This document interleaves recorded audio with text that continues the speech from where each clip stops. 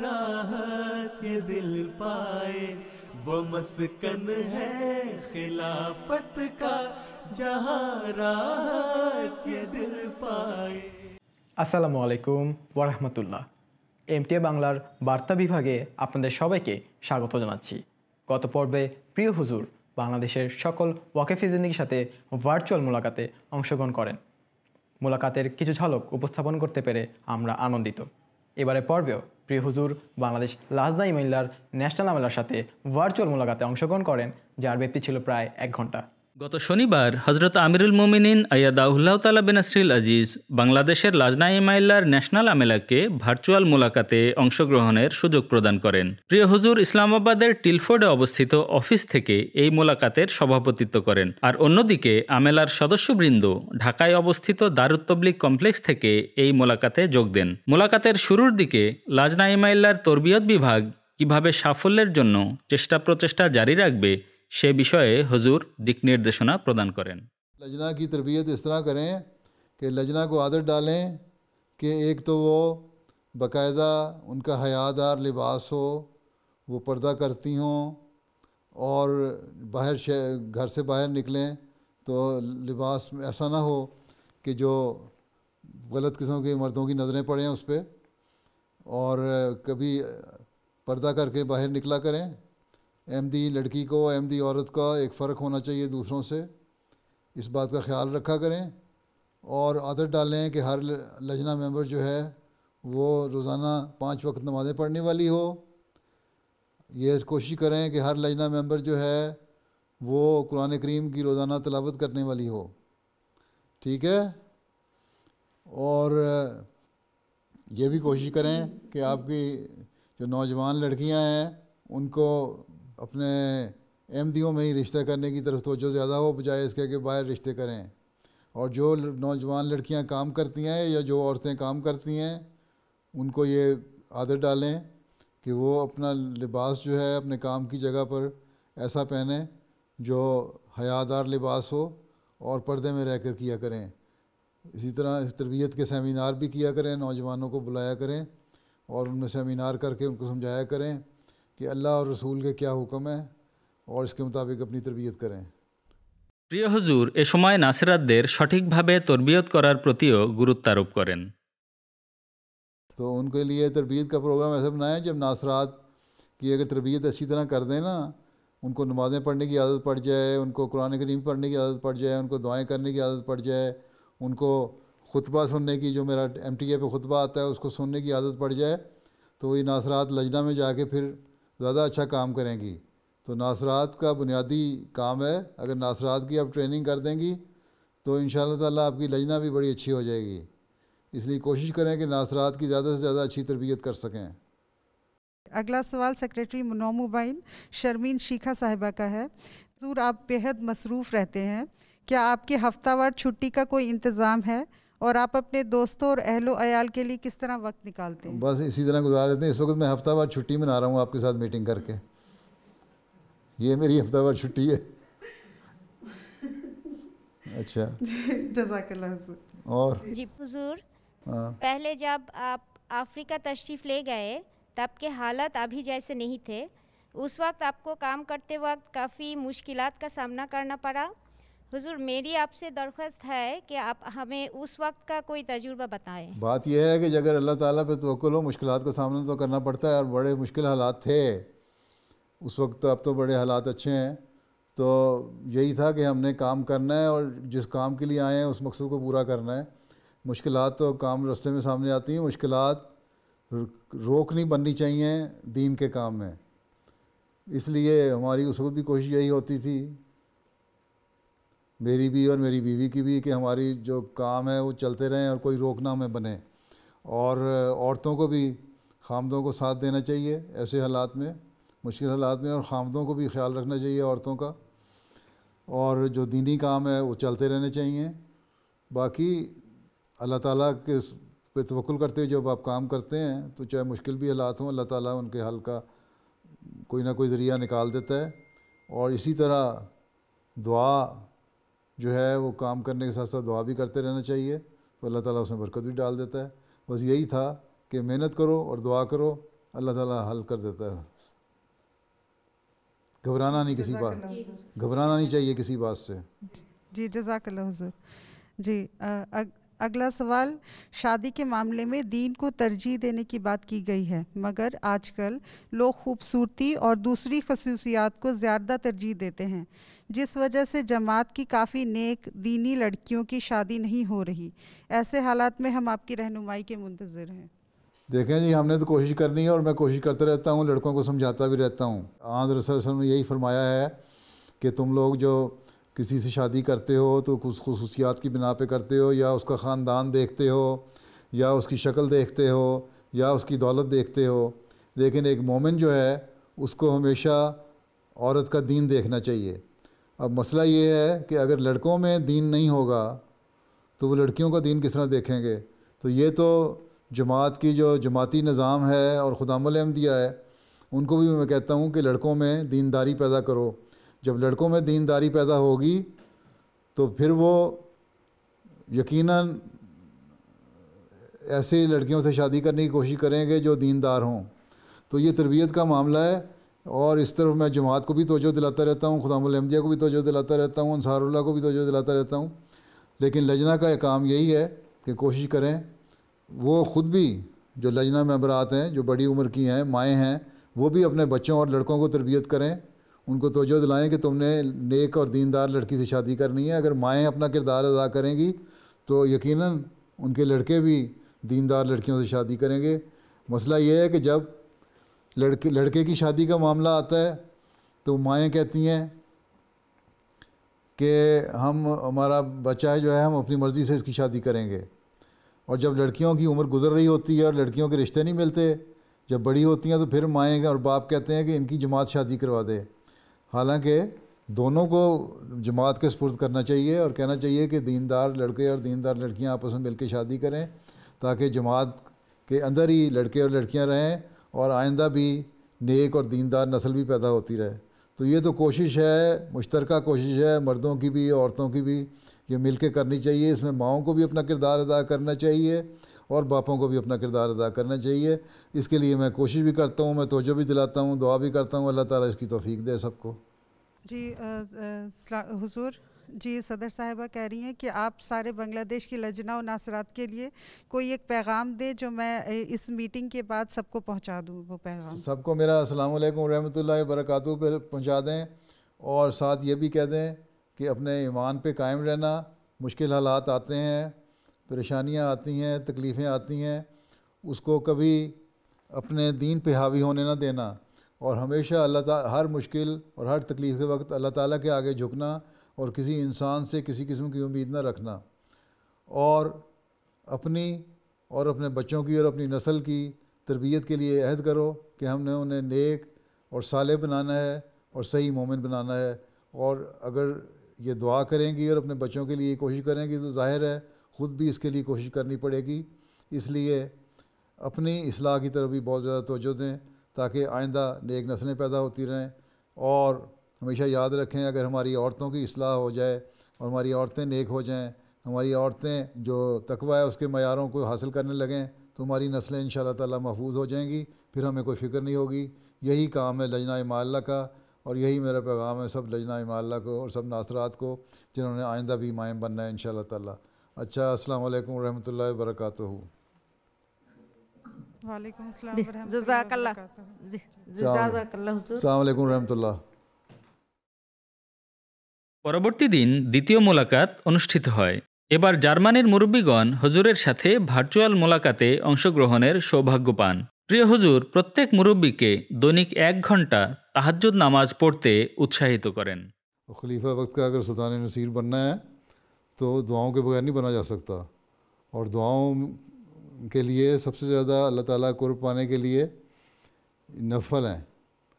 فرائض تو ادا کرتے ہی ہیں، آپ وہ نہیں ادا کریں گے تو پھر تو وہ ایک بنیادی جو ایک مسلمان کی کیٹیگری ہے اس میں بھی نہیں آتے. لیکن وہ فرائض ادا کرنے کے بعد جو نوافل ہیں وہ اصل چیزیں جو آپ لوگوں کو اللہ تعالیٰ کا قرب بھی دلائیں گے اور خدمت کے موقع بھی زیادہ میسر آئیں گے اور ان میں برکت بھی پڑے گی اور خلیفہ وقت کی سلطان نصیر بننے کی بھی توفیق ملے گی. اس لیے ہر مربی کا فرض ہے کہ کم از کم، آج کل تو ویسے بھی 1 گھنٹہ کوئی ایسا مسئلہ نہیں ہے پڑھنا، آج کل تو 2 گھنٹے بھی پڑھی جا سکتی ہے تہجد، لیکن کم از کم عام حالات میں بھی 1 گھنٹہ تو تہجد پڑھنی چاہیے ہر ایک کو، سوائے اس کے کوئی مجبوری ہو، کوئی بیمار ہے، کوئی بوڑھا ہو گیا، اس کی تو اور بات ہے نا، باقی تو اس کے بغیر تو گزارا ہی نہیں ہے۔ اس طرف خاص توجہ دیں، ذکر الہی کی طرف بھی زیادہ توجہ ہونی چاہیے، بجائے اس کے کہ یہ سوچتے رہیں کہ آج ہم نے فلاں سٹور میں جانا ہے، فلاں جگہ فلاں اچھی چیز آئی ہوئی ہے، یا فلاں میں نے دنیاوی کام کرنا ہے، یا فلاں جگہ بیٹھ کے مجلس جمی ہوئی ہے وہاں بیٹھنا ہے۔ اس کے بجائے اپنا وقت ضائع کرنے کے بجائے اپنی روحانیت کو بڑھانے کی طرف توجہ دیں، اور یہ بڑھے گی تبھی آپ انقلاب لا سکتے ہیں۔ نرے ترانے پڑھنے سے اور نعرے لگانے سے کبھی دنیا میں انقلاب نہیں آیا کرتے، اور نہ آپ کے کام میں برکت پڑ سکتی ہے۔ اس لیے پہلی بات تو یہ ہے کہ اپنی روحانی حالت کو بہتر بنائیں، اور آپ لوگ مربیان ہیں، اپنی جماعت کے افراد کے لیے نمونہ بننے کے لیے کوشش کریں، اور ایک رول ماڈل ہوں، ہر ایک آپ کو دیکھ کے کہہ سکے کہ ہاں واقعی مربی صاحب کا تعلق باللہ بھی ہے، اور توجہ بھی ہے، اور ہمدردی خلق بھی ہے، اور افراد جماعت سے پیار اور محبت کا سلوک بھی ہے۔ یہ چیزیں پیدا کریں گے تو تبھی آپ لوگوں کو کامیابیاں ملیں گی۔ تربیت کر لیں اپنے لوگوں کی تو آپ کو ایسے ایسے کام کرنے والے مل جائیں گے جماعت میں جو آپ کے مددگار ہوں گے، معاون ہوں گے، اور پھر آپ کے کام میں آسانیاں پیدا ہوں گی۔ حضور، آپ نے شروع میں نماز تہجد کا ذکر کیا تھا کہ ان ایام میں تو انسان آسانی سے اٹھ جاتا ہے، لیکن مستقل اس کو سارا سال، یعنی خاص طور پر جرمنی میں رہتے گرمیوں میں اس کو مستقل طور پر اور روزانہ 1.5 گھنٹہ ادا کرنا، اس کے لیے بہترین ذریعہ کیا ہے؟ اور اپنی نماز تہجد میں یہ تو ڈیپینڈ کرتا ہے کہ کتنے اللہ تعالیٰ سے آپ کا تعلق ہے، کتنی اللہ سے محبت ہے۔ باقی کاموں کے لیے وقت نکال لیتے ہیں نا۔ اگر جرمنی میں رہتے ہوئے رات کو 11 بجے 10 بجے سورج عشاء کی نماز ہوتی ہے، 10:30 بجے ہوتی ہے، اور صبح 2:30 بجے، 2:45 بجے یا 3 بجے تو یہاں بلکہ UK میں اس سے جلدی سحری ہو جاتی ہے، وہاں پھر 1 گھنٹہ لیٹ ہوتی ہے سحری، آدھا پونا گھنٹے کا فرق ہوتا ہے۔ تو 2 گھنٹے سوئیں، 1.5 گھنٹہ سوئیں، اٹھ کے نماز پڑھیں، پھر اس کے بعد نماز فجر کے بعد پھر سو جائیں 1-2 گھنٹے۔ یہ تو اپنا پروگرام خود بنانا پڑتا ہے۔ اگر دل میں تڑپ ہو کسی کام کے کرنے کی تو سب راستے نکل جاتے ہیں۔ آپ کے امتحان ہو رہے ہوتے تھے جب جامعہ میں پڑھنے کا شوق ہوتا تھا تو اٹھ کے پڑھتے تھے نا رات کو، ٹھیک ہے، یا کوئی فکر پیدا ہوئی ہو تو پڑھتے ہیں نا۔ یہ تو سوچ کی بات ہے۔ اگر آپ سوچ کو اس طرح ڈھال لیں گے کہ میں نے یہ کرنا ہے کام، تو اللہ تعالیٰ مدد کرتا ہے۔ تو کیا لوگ تو 1-1.5 گھنٹہ سوتے ہیں رات کو، اس کے بعد اٹھ کے تہجد پڑھ لیتے ہیں، پھر صبح نماز کے فجر کے بعد ہو گیا جو باقی وقت ہوا، ٹھیک ہے۔ یہ تو نکالنا پڑتا ہے وقت۔ اس کے بعد دن بھی تو آپ کو مل جاتا ہے نا سارا دن، دوپہر کو 1 گھنٹہ سو لیا کریں نیند پوری کرنے کے لیے، یہ تو کوئی ایسا مسئلہ نہیں ہے۔ جوانی میں عبادت ہوتی ہے آپ جو نوجوان لوگ ہیں، آپ لوگوں کا یہ وقت ہے کہ یہی وقت ہے، اس کو سے فائدہ اٹھا لیں، اور جتنا عبادات کا حق ادا کر سکتے ہیں کرنے کی کوشش کریں۔ در جوانی توبہ کردن شیوائے پیغمبری، وقت پیری گرگ ظالم میں شوت پرہیزگار۔ سوال تھا کہ جو نوجوان ہیں، جو آئندہ نسل ہے، دیکھنے میں آ رہا ہے کہ چونکہ وہ اکثر وقت باہر رہتے ہیں، اس باہر کے معاشرے میں رہتے ہیں، تو اس کے زیر اثر زیادہ ہوتے ہیں۔ کوشش کی جاتی ہے کہ مختلف طریقوں سے، مختلف پروگراموں سے، ان کے انٹرسٹ کے مطابق، سپورٹس کے مطابق جو ہے، یا جس طرح سے بھی ان کو جو ہے وہ قریب لایا جائے، لیکن چونکہ جو وقت ان کا اس معاشرے میں گزرتا ہے وہ زیادہ ہوتا ہے اور اس کے وہ زیر اثر زیادہ آتے ہیں، تو بعض دفعہ ایسا احساس ہوتا ہے کہ ہم ان تک پہنچ نہیں پا رہے، یا یہ بات ان پر زیادہ اثر نہیں کر رہی۔ تو ٹھیک ہے، نوجوان مربیان جو ہیں ان کا کام ہے نا، آپ لوگ یہیں پلے ہیں، یہیں بڑے ہیں، یہیں آپ نے گریجویشن کی ہے یا جو بھی تعلیم حاصل کی ہے، جو سیکنڈری اسکول کی تعلیم حاصل کی ہے یا وہ کیا کہتے ہیں ابھی ٹور کیا یا جو بھی کیا، تو آپ لوگوں کو اس ماحول کا پتہ ہے، آپ بھی یہاں رہتے ہیں، تو اس کے مطابق دیکھیں کہ ہم کس طرح ان لوگوں کی تربیت کر سکتے ہیں. اور اس لیے میں کہتا ہوں دوستیاں بنائیں. اس لیے ذیلی تنظیمیں بھی ہیں، ذیلی تنظیموں کا بھی کام ہے کہ اپنے لڑکوں کو اپنے ساتھ انوالو کریں، اور آپ لوگوں کا کام ہے کہ ان کی مدد کریں، مربیان کا، نوجوان مربیان جتنے ہیں. اس طرح کریں گے تو ان شاء اللہ تعالیٰ ٹھیک ہو جائے گا. یہ تو کوشش ہے. ٹھیک ہے، ماحول ہی تو چیلنج ہے ہمارے لیے. اس ماحول میں ہی ہم نے ان کے حالات کے مطابق کوشش کرنی ہے. کوئی نئی چیز تو نہیں ہے، کوئی نیا کوئی فارمولہ تو نہیں ایسا بن جائے گا کہ آپ اس کو اپلائی کریں گے اور سارے لوگوں کی اصلاح ہو جائے گی، ولی اللہ بن جائیں گے. کوئی نہیں بنے گا. نہ ایک دن میں آپ لوگ سارے اپنے سارے ٹارگیٹ اچیو کر سکتے ہیں. یہ تو ایک مسلسل کوشش ہے تاکہ ان کو یہ احساس جماعت کے افراد سے تعلق پیدا رہے، اور ان کو یہ احساس ہوتا رہے کہ ہاں ہماری ایک اور ذمہ داری بھی ہے کہ جو ہم نے عہد کیا ہوا ہے دین کو دنیا میں مقدم رکھنے کا، اس کو بھی ہم نے پورا کرنا ہے. یہ احساس آہستہ آہستہ دلاتے رہیں. جتنا زیادہ رابطہ ہوگا آپ کی تنظیموں کا افراد جماعت سے یا ممبران جو ہیں ذیلی تنظیموں کے، ان سے، خدام سے، لجنہ سے، انصار سے، اتنا زیادہ اثر ہوگا. جتنا مربیان اپنے آپ کو زیادہ وقت دیں گے ان سے تعلق رکھنے کا، اتنا زیادہ اثر ہوگا. یہ تو ایک مسلسل کوشش ہے اور یہ جاری رکھنی ہے. ٹھیک ہے انشاءاللہ حضور. اس کے لیے کوئی ہارڈ اینڈ فاسٹ فارمولہ نہیں بنایا جا سکتا. ہر ایک کے حالات کے مطابق، ہر ایک کی شخص کی نفسیات کے مطابق یہ فیصلے کرنے ہوں گے. ٹھیک ہے جی، جزاک اللہ حضور. اور یہی ٹرسٹ کیا گیا آپ نوجوان مربیان پہ کہ آپ لوگ وہاں کے پڑھے لکھے جو ہیں وہ زیادہ بہتر طور پہ یہ تربیت کا کام کر سکتے ہیں. اگر آپ کی اپنی تربیت صحیح ہو جائے گی اور جیسا کہ میں نے شروع میں کہہ دیا تعلق باللہ پیدا ہو جائے گا، تو پھر آپ دیکھیں گے آپ لوگ انقلاب لانے والے ہی بن جائیں گے انشاءاللہ تعالیٰ. اور مجھے امید ہے انشاءاللہ نوجوان مربیان اگر ایک عزم سے اٹھیں گے تو ایک انقلاب پیدا ہو سکتا ہے. کیونکہ آپ لوگ یہاں کے ماحول میں پڑے بڑے ہیں. پہلے تو ہوتا نا کوئی پاکستان سے آیا، کوئی باہر سے مربیان آئے، ان کو صحیح طرح پتہ نہیں تھا، زبان کی پوری گرفت نہیں تھی.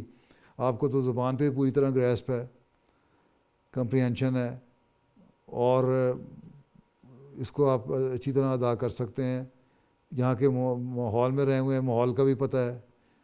تو اسی طرح آپ لوگ نئے نئے راستے ایکسپلور کریں خود کہ کس طرح ہم نے ان کی تربیت کرنی ہے، کس طرح ان کو اٹیچ کرنا ہے، کس طرح ہم نے نئی نسل کو ضائع ہونے سے بچانا ہے. ٹھیک ہے. بعض دوسری قومیں جو جماعت میں شامل ہوئی ہیں وہ جماعت کے علم کلام سے بہت متاثر ہوتی ہیں، لیکن جو جماعتی نظام ہے یا مالی قربانی ہے اس میں وہ اس طرح سے انٹیگریٹ نہیں ہو پاتے، اور بعض مشکلات مقامی جماعت کی طرف سے بھی ہمیں پیش آتی ہے کہ اس طرح سے عہدیداران ان کے ساتھ رابطہ نہیں رکھتے. تو اس سلسلے میں حضور کیا نصائح فرمائیں گے؟ بات یہ ہے کہ جماعتی نظام کو بھی ان کے لیے اتنا مشکل نہ کریں. اسی لیے مسیح رابع نے شروع میں یہی کہا تھا، اور اس سے پہلے بھی خلفاء یہی کہتے رہے کہ جو نئے آنے والے ہیں، اور میں بھی یہی کہتا ہوں اسی بات کو، کہ جو نئے آنے والے نوآئین ہیں وہ آتے ہیں جب آپ کے پاس شامل ہوتے ہیں آپ سے، تو ان کو 3 سال کے عرصے میں ان کو پہلے سمجھائیں سسٹم کیا ہے. نہ کہ ان کو اس طرح ان سے سلوک کریں کہ وہ کوئی ولی اللہ ہیں یا صحابہ کی اولاد میں سے ہیں یا پیدائشی احمدی. وہ پیدائشی احمدی تو بلکہ کم جانتے ہیں، وہ جو نئے آنے والے ہیں وہ دینی علم بھی آپ سے زیادہ جانتے ہیں. اکثر میں نے دیکھا ہے جو صحیح طرح سوچ سمجھ کے شامل ہوتا ہے نا جماعت میں، وہ نمازوں کی طرف بھی توجہ دینے والا زیادہ ہوتا ہے، وہ استغفار کرنے والا بھی ہوتا ہے، وہ تہجد پڑھنے والا بھی ہوتا ہے، اور حضرت مسیح علیہ السلام کی کتابوں کو سمجھنے کی کوشش بھی کرنے والا ہوتا ہے. تو بہرحال ہمارا یہ کام نہیں کہ جو بھی شامل ہوتا ہے اس کو پہلے دن سے اس کو کریں. اسی لیے نہ ان کے اوپر چندے کا نظام لاگو کیا جاتا ہے 3 سال کے لیے. 3 سال کا ایک عرصہ ہوتا ہے ٹریننگ کا، کہ ان کی اس میں تربیت ہو جائے، ان کو بتائیں کہ یہ نظام ہے اور جماعت کا، لیکن تم ابھی نئے ہو، تم اس کو پہلے غور سے دیکھو سمجھو. لیکن پھر بھی اللہ تعالیٰ نے کیونکہ مالی قربانی کی طرف، مثلا مالی قربانی ہے، مالی قربانی کی طرف توجہ دلائی ہے، تو تم وقف دید، تحریک جدید کا چندہ جو ہے اس میں جتنا تمہاری حیثیت ہے تم دے سکتے ہو، چاہے سال کا 1 یورو دو، تاکہ تمہیں احساس پیدا ہو کہ تم جماعت سے تمہاری کوئی اٹیچمنٹ ہے. اسی طرح نمازوں کے بارے میں ان کو بتائیں کہ نماز سیکھو. اب جو ایک غیر مسلموں سے مسلمان ہوتا ہے، احمدی ہوتا ہے، احمدی مسلمان، اس کو سورہ فاتحہ سکھانی شروع کریں. اس کو جب سورہ فاتحہ آ جائے, یاد ہو جائے, جب نماز اس نے پڑھنی ہے, نماز کے فرائض بتائیں نا کہ دیکھو اللہ تعالیٰ نے نماز فرض کی ہے. پہلی چیز تو بنیادی چیز نماز ہے نا, ہیں جی. تو نماز جب فرض کی ہے تو اس میں اللہ تعالیٰ نے فرمایا کہ آنسل نے فرمایا کہ سورہ فاتحہ پڑھنی ضروری ہے. نماز کے جو بنیادی چیز ہے سورہ فاتحہ ہے, ٹھیک ہے. تو سورہ فاتحہ کے بغیر نماز نہیں ہوتی, اس لیے اس کو پہلے سورہ فاتحہ یاد کرائیں, پھر اس کو کہیں شاید تم ترجمہ یاد کرو, یا اس سے کہیں تو تم ترجمہ یاد کر لو, تمہیں پتہ ہو کہ جب امام سورہ فاتحہ پڑھ رہا ہے تو تم ساتھ ساتھ تمہیں دل میں تمہیں پتہ ہوتا رہے کہ امام کیا پڑھ رہا ہے, جو بالظاہر نمازیں ہیں اس میں, ٹھیک ہے. جی. پھر اس کو خود شوق پیدا ہو کہ سورہ فاتحہ یاد کر لے. یہاں کئی انگریز ہوئے ہیں, میں نے دیکھا ہے ان کو بڑا شوق سے انہوں نے یاد کیا, یا میرے سے جو بھی ملتے ہیں کوئی بھی کسی بھی ملک کے, ان کو جب میں کہتا ہوں تو یاد کرتے ہیں اور بڑے اچھی طرح اللہ کے فضل سے یاد کر لیتے ہیں اور سمجھتے بھی ہیں. تو پھر 3 سال کا عرصہ ان کو ٹریننگ دینے کا عرصہ ہے. جب وہ ٹریننگ ہو جائے گی ان کی 3 سال میں, تو پھر ان کو جماعت کے سسٹم میں انٹیگریٹ ہونا مشکل نہیں لگے گا. اگر آپ پہلے دن سے ان سے توقع رکھیں گے کہ وہ ولی اللہ بن جائیں تو وہ نہیں ہو سکتا, پھر آپ لوگوں کا قصور ہے. 3 سال کا عرصہ رکھا ہی اس لیے گیا ہے, نہ ان سے چندہ لینا ہے, نہ ان کو زیادہ زور دینا ہے, ان کو صرف تربیت کرنی ہے کہ جماعت کا نظام کیا ہے, اور نہ ان کو ہارشلی تربیت کرنی ہے بلکہ پیار سے محبت سے سمجھانا ہے کہ نماز کیا چیز ہے, نماز کیوں فرض ہے. نماز پڑھو, تم ایک نماز پڑھو گے, 2 پڑھو گے, 3 پڑھو گے, 4 پڑھو گے, جو پکا مومن ہے اس پہ 5 نمازیں فرض ہیں, اور اس کی وجوہات کیا ہیں, اس کی حکمت کیا ہے. نماز کی جب پڑھتے ہیں علم کلام سے متاثر ہوتے ہیں, تو علم کلام سے جو متاثر ہوتے ہیں ان کو پھر نماز کی حکمت سمجھائیں نا. اگر اس میں اتنی عقل ہے کہ اس کو علم کلام کی باتیں پتہ لگ گئیں, فلسفہ پتہ لگ گیا, گہرائی پتہ لگ گئی, تو پھر اس کو یہ کہنا کہ نماز نہیں پڑھو گے تو جہنم میں چلے جاؤ گے, یہ نہیں کہنا اس کو یہ کہیں نماز کی حکمت کیا ہے, پیار سے. 5 نمازیں کیوں فرض کی گئی ہیں, جب اس کو حکمت سمجھ آ جائے گی تو آپ سے زیادہ نمازیں پڑھنے لگ جائے گا. میں نے تو یہی دیکھا تجربہ کر کے. اسی طرح چندے کی حکمت کیا ہے, اور اللہ تعالیٰ پہ ایمان کی حکمت کیا ہے. تو صرف علم کلام سے متاثر ہونا بات نہیں ہے, اس علم کلام کو ہی لے کے آگے اس کو حکمت سمجھائیں. جس علم کلام سے وہ متاثر ہوئے ہیں نا, اسی علم کلام کو ذریعہ بنائیں. سمجھ آئی؟ یہ تو کوئی علم کلام نہیں نا. علم کلام کہاں, کسی بھی کوئی بھی جہاں بھی اگر علم کلام سے متاثر ہوتے ہیں, کوئی فلسفہ اسلامی اصول کی فلاسفی کی مثلاً ہے, لوگ متاثر ہو کے پڑھتے ہیں. اب اسلامی اصول کی فلاسفی سے ہی اللہ تعالیٰ کے وجود کا پتہ لگ جاتا ہے, اسلامی اصول کی فلاسفی سے ہی عبادت کی حقیقت پتہ لگ جاتی ہے, اسلامی اصول کی فلاسفی سے ہی قربانی کا معیار پتہ لگ جاتا ہے, اسلامی اصول کی فلاسفی سے ہی جنت دوزخ کا نظریہ پتہ لگ جاتا ہے. تو یہ جب ساری چیزیں آپ ان کے علم کلام سے ہی ان کو سمجھائیں گے تو ان کو سمجھ آ جائے گی. تو آپ تو اپنی بات کا ایک جو بات مجھے کر رہے ہیں اس کا ثبوت تو آپ کے مطلب ہے کہ اس کی دلیل تو آپ کے پاس خود موجود ہے, اسی دلیل کو استعمال کریں. سمجھ گئے؟ جی جی. ہاں جزاکم اللہ. ہاں چلیں, وقت ختم ہو گیا آپ لوگوں کا. السلام علیکم ورحمۃ اللہ وبرکاتہ. এগুলো ছিল প্রিয় হুজুরের সাথে বাংলাদেশ এবং জার্মানির ভার্চুয়াল মোলাকাতের কিছু ঝলক. এবারে আমরা রিপোর্টের শেষাংশে চলে যাচ্ছি, যেখানে থাকছে এই সপ্তাহের জুমার খুতবার সারাংশ. প্রিয় হুজুর এ সপ্তাহের খুতবায়ও বদরি সাহাবীদের স্মৃতিচারণ অব্যাহত রাখেন। মহানবী সাল্লাল্লাহু আলাইহি ওয়াসাল্লাম মক্কা থেকে মদিনায় হিজরত করে যাবার অনতিপর কী ঘটেছিল তা হুজুর সবিস্তারে উল্লেখ করেন। বর্ণনাজারে পৌঁছে প্রশ্ন উদয় হয় যে কার ঘরে মহানবী আতিথ্য গ্রহণ করবেন। গোত্রের প্রত্যেক ব্যক্তির এই সম্মান লাভের বাসনা ছিল, বরং কেউ কেউ ভালোবাসার আতিশয্যে তার উটের লাগামে হাত দিয়ে দিত। এই আবেগের আতিশয্য দেখে তিনি বলে, এটিকে ছেড়ে দাও, এটি এখন প্রত্যাদিষ্ট, অর্থাৎ যেখানে আল্লাহর ইচ্ছা হবে সেখানে এই উট বসা যাবে। এটি বলে তিনি তার লাগাম ঢেলা ছেড়ে দেন। উট সামনে অগ্রসর হতে থাকে ধীরে ধীরে, যেখানে পরে মসজিদে নববী এবং মহানবীর কক্ষ নির্মিত হয়।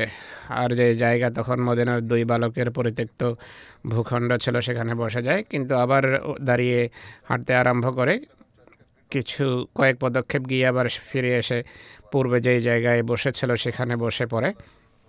মহানবী সাল্লাল্লাহু আলাইহি সাল্লাম বলেন যে হাযা ইনশাআল্লাহুল মানজিল, মনে হয় খোদার দৃষ্টিতে এটি আমাদের অবস্থানস্থল। এরপর দোয়া করে উঠ থেকে নেমে আসেন এবং জিজ্ঞেস করেন যে এই জায়গার সবচেয়ে নিকটবর্তী ঘর কার।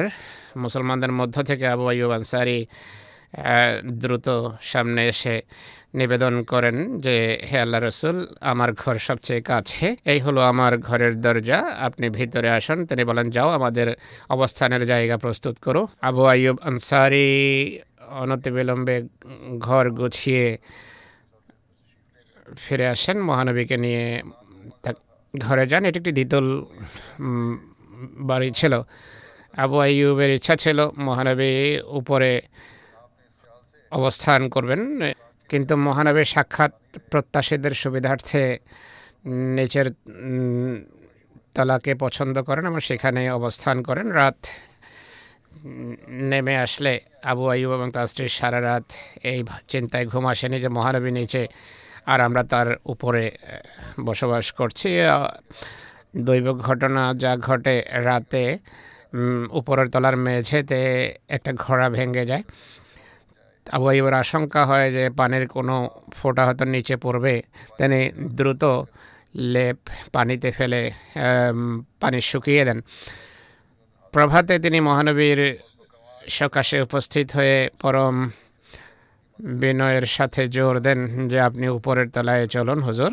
মহানবী প্রথমে দ্বিধা প্রকাশ করলেও আবু আইয়ুব আনসারীর পুনঃ অনুরোধে সম্মত হন। এই ঘরে মহানবী 7 মাস বা ইবনে ইসহাকের বর্ণনা অনুসারে 2 হিজরির সফর পর্যন্ত অবস্থান করেন।